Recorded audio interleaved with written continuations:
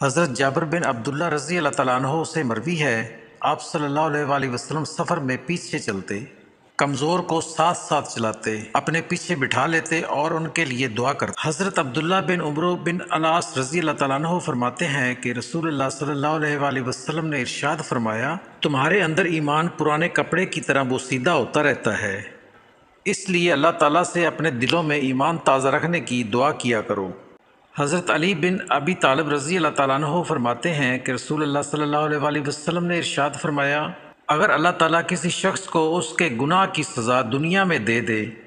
تو اس کے عدل سے یہ قوی امید ہے کہ آخرت میں اس کو دوبارہ سزا نہیں دے گا، اور جس شخص کی گناہ کی اللہ تعالیٰ نے دنیا میں پردہ پوشی کی اور سزا نہ دی تو اللہ تعالیٰ کے فضل سے یہ قوی امید ہے کہ جس گناہ کو وہ معاف کر چکا اس کی سزا دوبارہ نہیں ہے۔ عمرو بن حبیب سے مروی ہے، انہوں نے سعید بن خالد بن عمرو بن عثمان سے کہا، کیا آپ کو معلوم نہیں کہ رسول اللہ صلی اللہ علیہ وآلہ وسلم نے فرمایا، وہ بندہ ناکام اور خسارے میں رہا جس کے دل میں اللہ تعالیٰ نے انسان کے لیے رحم نہیں رکھا۔ حضرت ابو ہریرہ رضی اللہ تعالیٰ عنہ سے مرفوع مروی ہے، اللہ تعالیٰ اس بندے پر رحم فرمائے جس نے اپنے بھائی کی عزت کی پامالی یا مال میں کوئی ظلم کیا،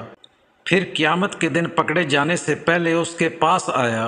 اور اس سے معافی مانگ لی،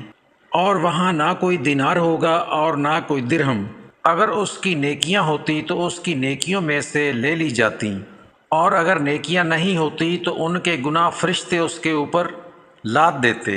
حضرت عبداللہ بن عمر رضی اللہ تعالیٰ عنہ سے مرفوع مروی ہے کہ کتنے ہی پڑوسی اپنے پڑوسی سے چمٹے ہوں گے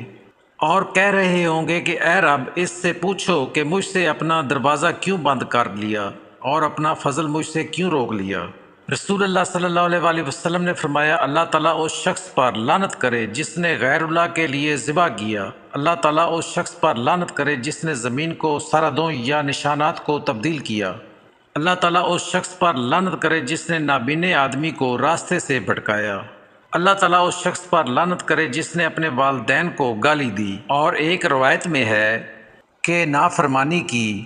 اللہ تعالیٰ اس شخص پر لعنت کرے جس نے اپنے مالکوں کے علاوہ کسی اور کو اپنایا، اللہ تعالیٰ اس شخص پر لعنت کرے جس نے کسی جانور سے بدکاری کی، اللہ تعالیٰ اس شخص پر لعنت کرے جس نے قوم لوط کا عمل کیا۔ نبی صلی اللہ علیہ وآلہ وسلم نے فرمایا، اور یہ بات جان لو کہ اگر ساری امت بھی جمع ہو کر تمہیں کچھ نفع پہنچانا چاہے تو وہ تمہیں اس سے زیادہ کچھ نہیں نفع پہنچا سکتی جو اللہ تعالیٰ نے تمہارے لیے لکھ دیا ہے، اور اگر وہ تمہیں کچھ نقصان پہنچانے کے لیے جمع ہو جائے تو اس سے زیادہ کچھ نقصان نہیں پہنچا سکتی جو اللہ تعالیٰ نے تمہارے لیے لکھ دیا ہے۔ قلم اٹھا لیے گئے اور تقدیر کے صحیفے خشک ہو گئے ہیں۔